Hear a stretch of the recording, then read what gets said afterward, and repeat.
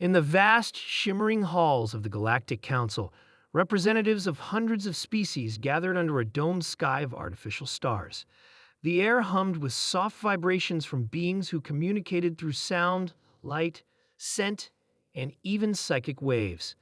Every species brought their unique presence to the grand assembly, united by the pursuit of peace and shared knowledge.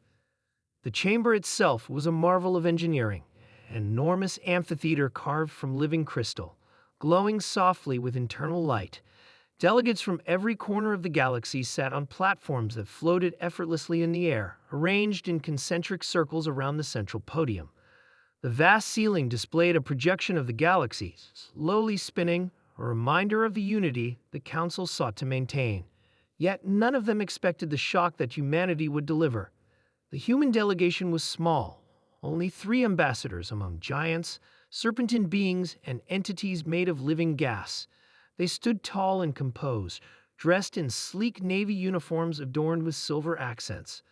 Their leader, Ambassador Elena Voss, carried herself with quiet authority. Though humanity was one of the newest additions to the Council, there was an undeniable confidence in her posture, a belief that humans deserved their place among the stars. The session began like any other, with routine discussions of trade agreements, territorial disputes, and scientific exchanges. Delegates debated over mining rights in distant asteroid belts and the regulation of hyperspace travel routes. The air was thick with formality and the weight of centuries-old diplomacy. Then came the agenda item that would change everything, the Sensory Abilities Conference. This was meant to be a light discussion, a simple exchange of cultural insights, a moment of curiosity amidst the politics. It started with the Valteri, crystalline beings who communicated through shifting colors and light pulses. Their representative, High Speaker Thelin, addressed the council with a voice that sounded like glass chimes, echoing gently through the hall. We perceive the beauty of ultraviolet fields, the dance of gamma waves. Surely, all sentient beings here must share some form of this exquisite experience. Representatives from various species shared their own sensory marvels.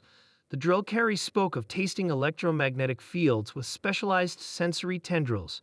The Kellerethi described their remarkable ability to feel gravitational shifts with precision, allowing them to navigate vast distances in space without instruments.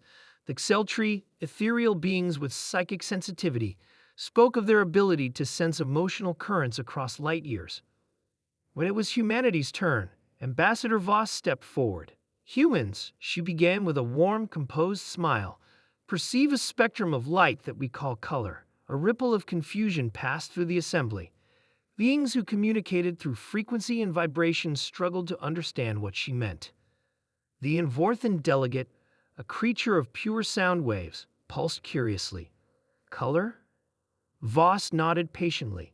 Yes, we can see visible light, reds, blues, greens, and everything in between. Each wavelength appears distinct to us, forming what we call a rainbow. An unsettling silence followed her words, heavy with disbelief. The Kellerethi scientist, Dr. Varn, leaned forward, his many-faceted eyes narrowing. You see different wavelengths with your eyes alone. Precisely, Voss said. She tapped her datapad, projecting an image of Earth's sky, a breathtaking sunset, streaked with fiery oranges, delicate pinks, and deep purples fading into twilight blue. Gasps echoed through the chamber, an odd, unsettling sound among beings who communicated in forms beyond mere sound. High Speaker Thelin's crystalline form dulled for a moment, a rare sign of shock. You mean to say you can distinguish between wavelengths of light with such clarity? Voss nodded. Not only distinguish, but also interpret emotionally. To us, colors aren't just information. They're beauty, emotion, and art. The revelation was staggering. No other species present had ever developed a biological sense of light variation tied to emotional response. They perceived electromagnetic waves, yes, only as raw data, nothing more than information for survival or navigation. The Xeltri, a telepathic species, tentatively reached out with their minds. The sensation was overwhelming. They felt not only the recognition of color, but also the emotions tied to each hue. The joy of yellow sunflowers in summer, the tranquility of a blue ocean, the fiery passion of crimson skies at dusk. The council chair, an ancient being older than many stars, restored order with a resonant pulse that echoed through every corner of the chamber. Explained further, human. Voss nodded and projected more images. Lush green forests under the golden glow of sunlight, vibrant cityscapes alive with neon lights, vast oceans shifting from deep sapphire to bright turquoise under changing skies. Each image was accompanied by an emotional resonance, humans inherently tied to these colors. We don't just see colors, she explained. We feel them. Colors inspire us, influence our moods, and shape our cultures. Our art, fashion, and architecture are deeply tied to color. A painter on Earth can convey joy, sorrow, or love using nothing but different hues. The Kellerithy scientist's voice was quiet, almost reverent. You're telling us that your entire civilization has evolved around an emotional connection to visual wavelengths? Yes, Voss confirmed. It's an integral part of who we are as a species. An uneasy silence settled over the room as delegates absorbed the implications. Humanity wasn't just another primitive newcomer. They were entirely unique, a civilization that perceived beauty in a way no other species could. Their ability to emotionally respond to visual stimuli could change the foundation of interstellar diplomacy, communication, and even art. Dr. Varn leaned back, stunned.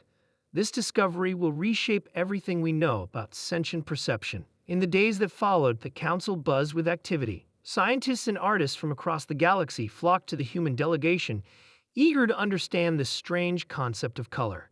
The Drellkari attempted to taste the emotional essence of Earth's visual art. The Xeltri worked with human psychologists to interpret the deep emotional connections tied to hues and shades. Even those who initially dismissed humanity as primitive were forced to reconsider. This wasn't a trivial biological trait, it was a window into an entirely new way of experiencing reality. For the first time, humanity stood at the center of galactic attention, not for their strength, technology, or intelligence, but for their ability to perceive and feel beauty in a way no other species could.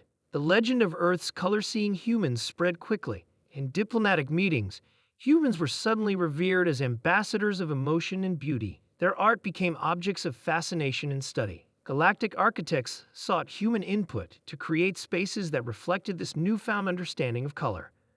In the grand halls of the Galactic Council, humanity was no longer seen as weak or insignificant. They were recognized as something rare and valuable, beings who carried a profound, beautiful ability that could bridge cultures, unite worlds, and inspire awe across the stars. It was the dawn of a new era, and it all began with a simple, extraordinary revelation. Humans could see colors.